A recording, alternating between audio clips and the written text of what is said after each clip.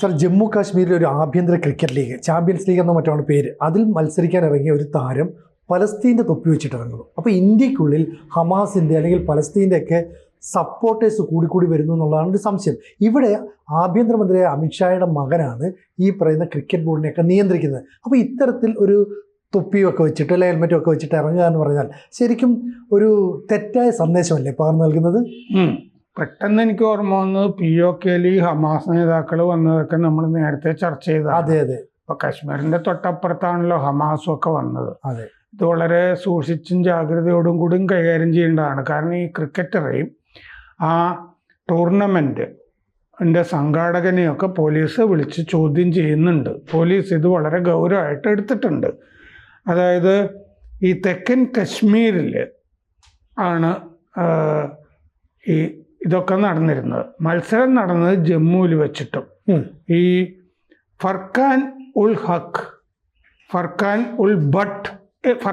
ഭട്ട് എന്നും പറയുന്നുണ്ട് ഇയാളുടെ പേര്. ഫർഖാനുൽ ഹക്ക്. 2 തരത്തിൽ പേര് കാണുന്നുണ്ട്. ഇയാള് എവിടുത്തുകാരനെന്നറിയോ? പുൽവാമക്കാരനായ ആള് ആണ്. ഇതിൻ്റെ സെൻസിറ്റീവ് ഏരിയ പ്രശ്നം. പുൽവാമയിലെ താങ്കി പൂർ ആ പ്രദേശത്ത് നിന്നുള്ള ആളാണ് ഈ ക്രിക്കറ്റർ.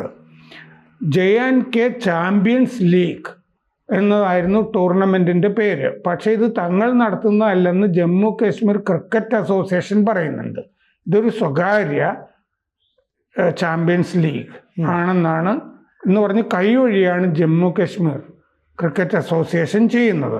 അതൊരു സ്വകാര്യ മത്സരമായിരുന്നു എന്നാണ് അവർ പറയുന്നത്. അപ്പോൾ ഇത് KC ഗ്രൗണ്ട് എന്ന് പറഞ്ഞ മൈതാനത്താണ് ഈ കളി നടന്നത്. മുത്തി എന്ന് പറഞ്ഞ സ്ഥലത്ത് വ്യാഴാഴ്ച ആണ് കളി നടന്നത്.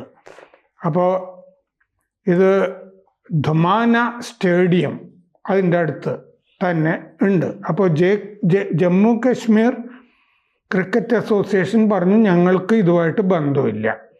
അപ്പോൾ ഇതിപ്പോൾ വലിയ പ്രശ്നമായിരിക്കുകയാണ്. ഈ പലസ്തീൻ ഹെൽമെറ്റ്, ആ ഹെൽമെറ്റിൽ നമുക്ക് കാണാം, ഇതിൻ്റെ ചിത്രം നമുക്ക് കൊടുക്കാം. ആ മുമ്പിൽ ഈ പലസ്തീൻ്റെ പതാക ആലേഖനം ചെയ്തിട്ടുണ്ട്. പല രാഷ്ട്രീയ നേതാക്കളുമൊക്കെ ഇതുമായി ബന്ധപ്പെട്ട ബാഗുകളുമൊക്കെ ആയിട്ടില്ലേ, സിനിമാ താരങ്ങൾ ഒക്കെ ബാഗുമൊക്കെ ആയിട്ട് പലസ്തീന് വേണ്ടി നടന്നതും ഒക്കെ കണ്ടിട്ടുണ്ട്. മറ്റേ പ്രിയങ്ക ഗാന്ധി ഇല്ലേ, കനി കുസൃതി, ഇങ്ങനെ ചില ആളുകൾ ഒക്കെ ഈ ബാഗുമൊക്കെ പിടിച്ച് എന്തോ വലിയ കാര്യമാണെന്ന് പറഞ്ഞ് നടന്നിരുന്നു. ഇത് ഒരു ക്രിക്കറ്റർ ഗ്രൗണ്ടിൽ കളിക്കുമ്പോൾ തന്നെ പലസ്തീൻ ഹെൽമെറ്റ് വെച്ച് പലസ്തീന് ഐക്യദാർഢ്യം പ്രഖ്യാപിക്കുകയാണ് ജമ്മു കാശ്മീരിൽ. അത് അത്ര സുഖകരമുള്ള കാര്യമല്ല. അപ്പം അതുകൊണ്ട് അത് ക്രിക്കറ്ററെയും വിളിച്ചിട്ടുണ്ട്, സംഘാടകനെയൊക്കെ വിളിച്ചിട്ടുണ്ട്. ഇത് മറ്റൊരു സ്വകാര്യ ഇതുപോലെ ക്രിക്കറ്റിലും ഈ പ്രശ്നം ആയിട്ടുണ്ട്. ഇതുപോലെ the Indian heaven premier league എന്ന് പറഞ്ഞൊരു ക്രിക്കറ്റ് മത്സരത്തിൻ്റെ അകത്തും ശ്രീനഗറിൽ പ്രശ്നം ഉണ്ടായിട്ടുണ്ടെന്ന് ഇതിൻ്റെ കൂടെ റിപ്പോർട്ടുകളിൽ കാണുന്നുണ്ട്. അപ്പോൾ നവംബർ 1-ാം തീയതി അത് നിർത്തി. അത് കഴിഞ്ഞ് ഇതിൻ്റെ സംഘാടകർ അപ്രത്യക്ഷരായി. കളിക്കാർ, പ്രക്ഷേപകർ, ഹോട്ടൽ ഉടമകൾ ഇവർക്കൊന്നും പൈസയും കൊടുത്തില്ല. സംഘാടകർ മുങ്ങിയിട്ട് ആകെ പ്രശ്നമായിട്ട്. ഒക്ടോബർ 25-ാം തീയതി ഈ ബക്ഷി സ്റ്റേഡിയത്തിലാണ് ആ കളി, ആ Indian heaven premier league plan ചെയ്തിരുന്നത്. അതിൽ ക്രിസ് ഗെയിൽ, മാർട്ടിൻ ഗുപ്തിൽ, പിന്നെ നിസാര പെരേര ഇവരൊക്കെ ഈ ക്രിക്കറ്റ് താരങ്ങളൊക്കെ പങ്കെടുക്കുന്ന ടൂർണമെൻ്റ് ആയിരുന്നു അത്. 27 കളി പ്ലാൻ ചെയ്തിരുന്നു. അതിൽ 12 നടന്നുള്ളൂ. അത് കഴിഞ്ഞ് സംഘാടകർ മുങ്ങി. 60 കളിക്കാരുണ്ടായിരുന്നു. മുൻ ഇന്ത്യൻ താരങ്ങൾ പർവേസ് റസൂൽ, പ്രവീൺ കുമാർ, ഇക്ബാൽ അബ്ദുള്ള ഇവരൊക്കെ ഇതിൻ്റെ ഭാഗമായിട്ട് അവിടെ വന്നിരുന്നു. ഈ പലസ്തീൻ ഇപ്പോഴത്തെ കേസിൽ ക്രിക്കറ്ററെയും സംഘാടകനെയും പോലീസ് വിളിച്ചു വരുത്തിയിട്ടുണ്ട്. ഈ ജമ്മു കാശ്മീർ 11 എന്ന് പറഞ്ഞ ടീമിലാണ് ഇയാൾ, ഈ പലസ്തീൻ തൊപ്പിവെച്ച ഫർഖാൻ ഭട്ട് ഉണ്ടായിരുന്നത്. അയാളുടെ ടീം കളിച്ചിരുന്നത് ജമ്മു ട്രെയിൽ ബ്ലേസേഴ്സ് എന്ന് പറഞ്ഞ ടീമുമായിട്ടാണ് കളിച്ചത്. ജമ്മു ട്രെയിൽ ബ്ലേസേഴ്സും JK11 തമ്മിലുള്ള കളി. അപ്പോൾ JK11 ഈ പലസ്തീൻ തൊപ്പി വെച്ച ഫർഖാൻ ഭട്ട് ഉണ്ടായിരുന്നത്. ഇതിൻ്റെ സംഘാടകൻ സഹീദ് ഭട്ട് എന്ന് പറഞ്ഞ ആളാണ്. അയാളെയും പോലീസ് കേസെടുക്കുന്നുണ്ട്. മുമ്പും പലസ്തീൻ കൊടി ക്രിക്കറ്റുമായി ബന്ധപ്പെട്ട് ഇന്ത്യയിൽ കണ്ടിട്ടുണ്ട്. ഈ 2025 ജൂലൈയിൽ ഈ ഉത്തർപ്രദേശിലെ ദിയോറിയയിൽ 4 യുവാക്കൾ ഇതുമായിട്ട് ഇറങ്ങിയിരുന്നു. ടീഷർട്ടിൽ പലസ്തീൻ്റെ പതാകയൊക്കെ ഉണ്ടായിരുന്നു. ആ സമയത്ത് ഈ താസിൻ ഘോഷയാത്ര ഉത്തർപ്രദേശിൽ നടക്കുമ്പോൾ അതിൻ്റെ ഇടയ്ക്കാണ് ഇവർ ഈ ടീഷർട്ടുമായിട്ടൊക്കെ ഇറങ്ങിയത്.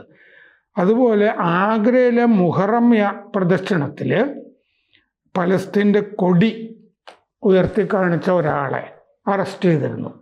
അപ്പൊ ഇന്ത്യയിൽ പല സ്ഥലത്തും ഈ മുഹറം ഘോഷയാത്രയായി ബന്ധപ്പെട്ട് വേറെയും എനിക്ക് തോന്നുന്നു റായ്ബറേലി ഭാഗത്ത് തന്നെ ഇതുണ്ടായിരുന്നു എന്നാണ് തോന്നുന്നത്. ഈ പലസ്തീൻ കൊടി വീശല് ശ്രീനഗറിൽ ഇതിനു മുമ്പ് മുഹറം ഘോഷയാത്രയിലും ഈ പലസ്തീൻ കൊടി ഉള്ളതായിട്ട് കഴിഞ്ഞ കൊല്ലം റിപ്പോർട്ടുകൾ വന്നിരുന്നു. സാർ, ഇപ്പം ശരിക്കും പറഞ്ഞു കഴിഞ്ഞാൽ ഈ ഇത്തരത്തിലുള്ള ഹെൽമെറ്റൊക്കെ വെച്ചിട്ട് പോകുമ്പോൾ ഈ ക്രിക്കറ്റ് താരങ്ങൾക്ക് സ്വാഭാവികമായിട്ടും വലിയ ആരാധന നമ്മുടെ നാട്ടിലൊക്കെ ഉണ്ട്. പ്രത്യേകിച്ച് ജമ്മു കാശ്മീർ പോലെയുള്ള ഒരു സ്ഥലത്തെ ക്രിക്കറ്റ് ടൂർണമെൻറ്റ് നടത്തുമ്പോൾ അവിടെ ഒരാൾ ഇങ്ങനത്തെയുള്ള പതാക അല്ലെങ്കിൽ ചിഹ്നമൊക്കെ ധരിച്ച് ഹെൽമെറ്റുമായിട്ട് വരുന്നത് ആ സ്ഥലത്ത് ഇത്തരത്തിലുള്ള ചിന്ത വെച്ചു പുലർത്തുന്ന ആളുകൾക്ക് ഒരു പ്രചോദനമല്ലേ? കൂടുതൽ ആളുകൾ വരിക, അല്ലെങ്കിൽ കൂടുതൽ ആളുകൾ ഇത്തരത്തിലുള്ള ഇത് സ്വീകരിക്കുക, ഇതൊക്കെ തന്നെ നമ്മുടെ ഒരു രാജ്യസുരക്ഷയ്ക്ക് ഭീഷണിയാണെന്ന് പറയും. അതെ, അത് ഈ ക്രിക്കറ്റിൽ ഈ ഒരു ജ്വരം പോലെ ഈ പലസ്തീൻ ഹമാസിനോടുള്ള വിധേയത്വം ഇതൊക്കെ പടർന്നിരിക്കുന്നു എന്നുള്ളത് വലിയ കഷ്ടമാണ്. ഒന്നാമത് ഈ ക്രിക്കറ്റർ പുൽവാമയിൽ നിന്നുള്ള ആളാണ്. അപ്പോൾ നമ്മളുടെ ഈ കൊണ്ടുപിടിച്ച നമ്മുടെ ഈ ക്യാമ്പയിൻ ഉണ്ടല്ലോ, പുൽവാമയിലെ ഭീകരതയ്ക്കൊക്കെ എതിരെ, ഈ ഭീകരതയ്ക്കെതിരായ ക്യാമ്പയിൻ വേണ്ടത്ര അവിടെ ഏശിയിട്ടുണ്ടോ ഇല്ലയോ എന്നുള്ള കാര്യത്തിൽ തന്നെ സംശയം വരുന്ന രീതിയിലാണ് അല്ലേ? അതെ, ഇത് നേരത്തെയും പുൽവാമയിൽ ആക്രമണം നടന്നിട്ടുണ്ടല്ലോ. മറ്റേ വിദേശികളെ 6 പേരെ ബന്ദികളാക്കിയതും ഒക്കെ പുൽവാമയിൽ ഇതേ മെഡോയിൽ അല്ലേ, ആ പുൽത്തകിടി ആ പ്രദേശത്താണ്. ശ്രീകൃഷ്ണപുരത്ത് കഥകളി പഠിക്കാനൊക്കെ വന്നിരുന്ന ഓസ്ലോയിൽ നിന്ന് വന്നിരുന്ന ക്രിസ്റ്റ്യൻ ഓട്ടർ അദ്ദേഹത്തിനെയൊക്കെ ആണെന്ന് ബന്ദിയൊക്കെ ആകിയിരുന്നു, കൊലപ്പെടുത്തുകയൊക്കെ ചെയ്തിരുന്നു. അപ്പോൾ ആ മേഖലയിൽ പ്രത്യേകിച്ച് ജമ്മു കാശ്മീരിൽ, കേരളത്തിൽ ഇന്തിഫാദ എന്നൊക്കെ പറഞ്ഞ് മാർക്സിസ്റ്റുകളൊക്കെ നടക്കുന്നുണ്ട്.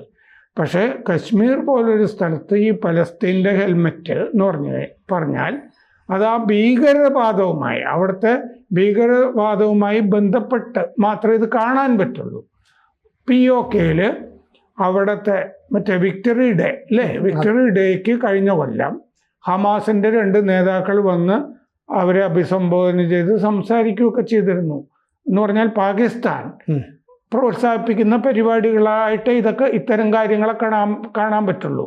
ഹമാസിനോടുള്ള ആനുകൂല്യം, ഈ പലസ്തീൻ പതാക വീശല് മാത്രമല്ല, നമ്മൾ കേട്ടിരുന്നല്ലോ പലസ്തീനിൽ നിന്ന് അഭയാർത്ഥികളായിട്ട് കുറേ ആളുകളെ അവിടെ നിന്ന് കയറ്റി വിടുകയാണെങ്കിൽ ഞങ്ങൾ സ്വീകരിക്കാമെന്ന് പാകിസ്ഥാൻ പറഞ്ഞിരുന്നില്ലേ? അതെ, പറഞ്ഞിരുന്നു. അങ്ങനെ തുർക്കി വഴി കുറേ പേര് പാകിസ്ഥാനിൽ എത്തിയതായിട്ടും റിപ്പോർട്ടുണ്ടായിരുന്നു.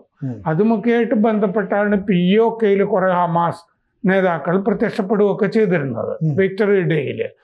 അപ്പോൾ ഈ POKയിൽ ആണ് പല കേന്ദ്രങ്ങൾ ഓപ്പറേഷൻ സിന്ദൂറുമായി ബന്ധപ്പെട്ടൊക്കെ തകർത്തതിൽ കുറച്ച് കേന്ദ്രങ്ങൾ POKയിലുമാണ്. അപ്പോൾ ഇതെല്ലാം കൂടി കൂട്ടി വായിക്കുമ്പോൾ ക്രിക്കറ്റിൻ്റെ അകത്ത് ഇത് ഈ ക്രിക്കറ്റർമാർ തന്നെ ഇതിൻ്റെ ഈ ഭീകരതയുടെ പതാക വാഹകരായിട്ട് മാറുന്നു എന്നുള്ളതാണ് ഇതിൻ്റെ അകത്തെ പ്രശ്നം. ശരിക്കും പറഞ്ഞാൽ ഈ പറയുന്ന ഈ ക്രിക്കറ്റ് നമ്മുടെ നാട്ടിൽ വലിയ വേരോട്ടമുള്ള ഒരു സംഭവമാണ്. അപ്പോൾ അതുകൊണ്ട് തന്നെ ഇത്ര ഞാൻ ചോദിച്ചോട്ടെ, ഈ കശ്മീരിലെ ഇതിനു മുമ്പ് ക്രിക്കറ്റ് ജ്വരം ഉണ്ടായിരുന്നതായിട്ട് എപ്പോഴെങ്കിലും റിപ്പോർട്ടുകൾ ഉണ്ടായിരുന്നു? കാശ്മീർ, ജമ്മു കാശ്മീരിൽ ടീമുണ്ട്. കാരണം അവിടെ അവർക്ക് അധികം അവസരങ്ങളൊന്നും കിട്ടുന്നില്ല എന്ന് പറഞ്ഞിട്ടുണ്ട്. കാരണം അവിടെ എപ്പോഴും സംഘർഷ സമാനമായ സാഹചര്യം ആയതുകൊണ്ട് എപ്പോഴും കളിക്കാൻ പറ്റുന്നില്ല.